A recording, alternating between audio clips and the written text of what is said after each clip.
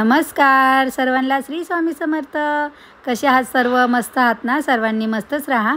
तर मी आली आहे ते म्हणजे डोंबिवली स्टेशनला, कारण की उद्या आहे आपली ऋषी पंचमी आणि हे व्हिडिओ माझे लेट अपलोड होत आहेत। तुम्हाला मी कालच्या व्हिडिओमध्ये पण सांगितलं, कारण की गणपती घरात आलेत आणि 7 दिवस मला अजिबात टाईम नाही भेटला। तर आता हे हळूहळू एक एक व्हिडिओ येत आहेत आणि मी इथे आले ते म्हणजे उद्या ऋषी पंचमी आहे त्याच्या भाज्या घ्यायला। तर सगळ्यात आधी मी घेतलं ते म्हणजे आघाड्याची फांदी घेतली आहे, कारण की याचं खरंच खूप महत्त्वाचं काम आहे उद्याच्या उपवासामध्ये। आणि आघाडा असा पण त्याच्यामध्ये खरंच खूप औषधी गुणधर्म लपलेले आहेत आणि सगळ्यांना हे माहितीच आहे। तर ह्या भाज्या मी सगळ्या मिक्स आता घेणार आहे। तर भाज्या पण बघा किती छान वगैरे कट करून ठेवल्यात ह्या काकूंनी। मी जास्त म्हणजे जिथे साफसूफ वगैरे असे नक करून ठेवले तिथेच घेते, भले थोडे पैसे जाऊ दे, पण बघा किती साफसुथरं ह्या काकांकडे पण आहे ना तांदूळ आणि पीठ आहे।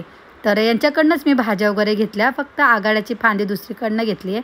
यांच्याकडे ती नव्हती आघाड्याची पानं, त्यामुळे मी पुढे जाऊन घेतली ती आघाड्याची पानं आणि यांच्याकडनं मिक्स वगैरे भाज्या घेतल्या सगळ्या। तर उद्याच्या दिवशी कसं म्हणजे ज्याचे ऋषीचे उपवास आहे ना, त्यांनी बैलाच्या जे म्हणजे बैलांनी जे कष्ट केलेलं असतं शेतामध्ये, त्या कष्टाचं काहीच खायचं नसतं। म्हणजे गहू नाही, बाजरी नाही, तर भाज्या नाही, फक्त हे ज्या आपण लावलेल्या असतात पावसाळ्यामध्ये माहिती नाही, बिया टाकल्या तरी, कारल्याच्या बिया टाकल्या तरी वेल येतं, भोपळ्याच्या टाकल्या तरी येतं, तशा ह्या भाज्या मिळून मिक्स भाज्या करून अशा खायच्या असतात। तर ह्या सगळ्या भाज्या मी यांच्याकडनंच घेतल्या। आणि ही बघा आळूची पानं, ही आळूची पानं वड्यांची नाही आहे, तो भाजीचा अळू आहे। तर तो खूप साफ करणं डिफिकल्ट असतं, तर मी तुम्हाला दाखवेलच। तर सगळं सामान वगैरे घेऊन आले मी घरी आणि आरतीची सुरुवात केली आरतीला, कारण की खूप लेट झाला, 8 वाजलेत। आणि आरती वगैरे झाल्यानंतर मस्त जेवण वगैरे घेणार आहे, कारण की दुसऱ्या दिवशी ऋषी पंचमी आहे आणि हा व्हिडिओ आहे तो म्हणजे दुसऱ्या दिवशीचा आहे आमचा ऋषी पंचमीचा।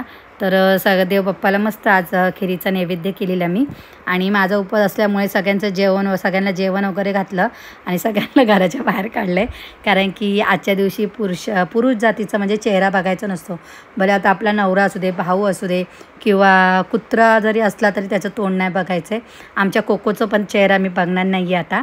तर हे सगळं भाजी वगैरे कापून घेते, तोपर्यंत माझा भाऊ वगैरे तर बसला आहे, मला मदत करतो आहे, कारण की तो बोला दीदी तू जेवली नाही ना अजून, मी तुला मदत करतो। तर तो काड्या वगैरे काढतो ह्या आघाड्याच्या। तर हे पानं घ्यायचेत 21 आघाड्याची आणि 21 काड्या घ्यायच्यात, अशी यांची जुडी बनवायची। तर याच्यामध्ये बघा सुरण पण आले भाजीमध्ये। तर शेवग्याच्या शेंगा आहे, काकडी आहे, परत पिवळा भोपळा असतो आपला तो, आणि हे बघा आळू। तर ही आळू एवढी खाज येते ना ह्या पानांना, खूप खाज असते ह्या पानांची, आपल्या हाताला लागलं ना तर खाज येते। त्याच्यामुळे ना हे खूप जपून साफ करायचे असते। त्याच्या आधी ना हाताला पूर्ण तेल लावावं लागतं।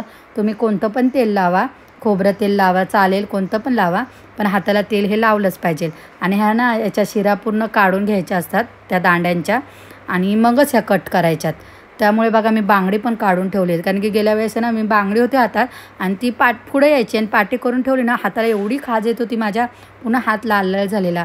त्यामुळे मी बांगड्या पण ह्यावेळेस काढून ठेवल्यात। आणि ही अशी आघाड्याची जुडी तयार केली मी, 21 पानं आणि 21 त्या काड्या, त्यांची जुडी बांधून ठेवायची अशी। आणि ही आहे ती म्हणजे आळूची भाजी। तर त्याच्यामध्ये तुम्ही ना पाणी टाकायचं आहे, कारण की आजच्या भाजीमध्ये ना कांदा टाकायचा नाही, तेल, तुम्ही पाणीच टाकायचं फक्त। तर ते शिजवण्यासाठी त्याच्यामध्ये मी ना चिंच पण टाकली, काय लोक कोकम पण टाकतात, पण मला आळूच्या भाजीमध्ये चिंच खूप आवडते, त्यामुळे मी चिंच टाकली। त्याच्यामुळे काय होतं, चिंच टाकल्यामुळे किंवा कोकम टाकल्यामुळे आपल्या घशाला खाज येत नाही। जर तुम्ही ती भाजी तशी शिजवली ना तर आपल्या घशाला पण खाज येते। त्यामुळे तुम्ही हे लक्षात ठेवा की अळूची तुम्ही भाजी कराल तर त्याच्यामध्ये कोकम किंवा चिंच नक्की टाकत जा। आणि ही आजची मिक्स भाजी बघा किती, आणि खरंच ही एवढी टेस्टी लागते ना ही भाजी। आपण एरवी बघा कांदे मसाले वाटप काय टाकतो, पण आजच्या दिवशी नुसतं वाफवलेली भाजी ही, तरी याला इतकी सुंदर चव येते ना, बापरे खूप मस्त।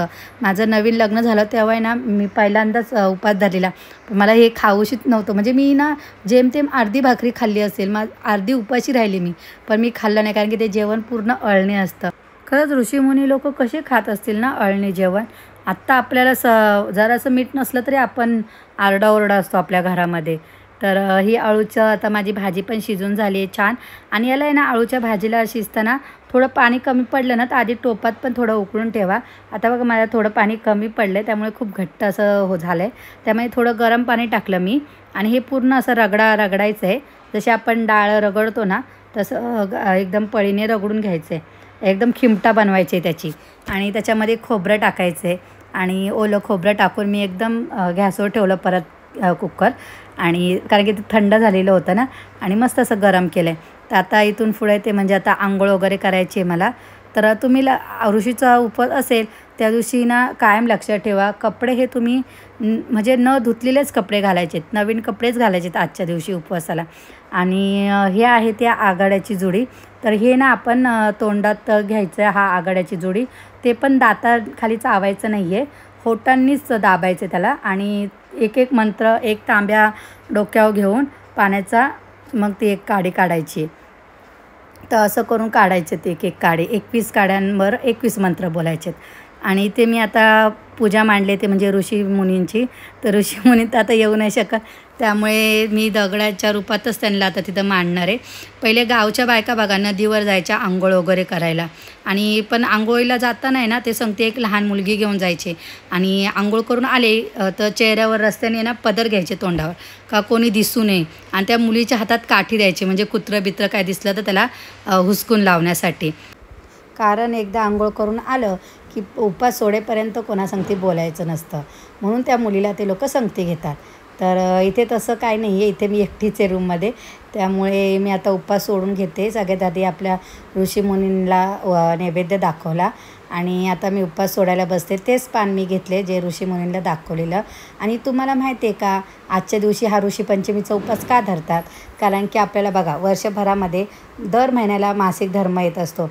तर आपल्याकडनं कळत न कळत इकडे तिकडे हातबोट लागलेलं असतं. त्याचीच ही क्षमा याचना म्हणून हा उपास धरायचा असतो. तर मी ते आता उपास सोडायला बसले. आणि आपण बघा उपास सोडताना नेहमी डाळ भातापासून सुरुवात करतो. पण ह्या उपवासाला आहे ना आधी काकडी खायची असते. आणि एकदा काकडी चावली दाताखाली त्याच्यानंतर ह्या सगळ्या भाज्या वगैरे खायच्या असतात. तर तुम्हा सर्वांना माझा आजचा व्हिडिओ कसा वाटला आहे? जर खरंच आवडला असेल तर माझ्या व्हिडिओला प्लीज लाईक करा, शेअर करा, सबस्क्राईब करा. पुन्हा भेटूया आपण अशाच छान व्हिडिओबरोबर. तोपर्यंत सर्वांना बाय आणि सर्वांना श्री स्वामी समर्थ. Bye bye.